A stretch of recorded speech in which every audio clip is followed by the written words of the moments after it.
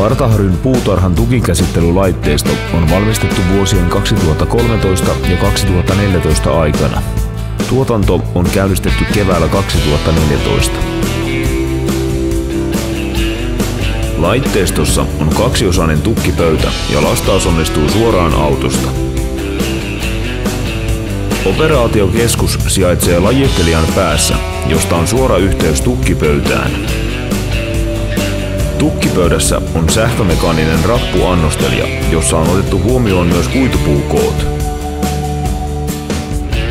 Laitteisto pystyy lajittelemaan jopa 40 tukkia minuutissa ja siitä löytyy automaattinen INX 3D-mittaus.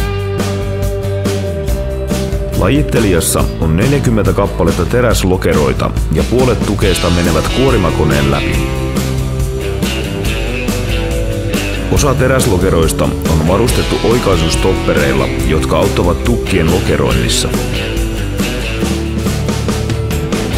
Laitteisto on ollut ajossa lähes pysähtymättä vuoden 2014 keväästä asti.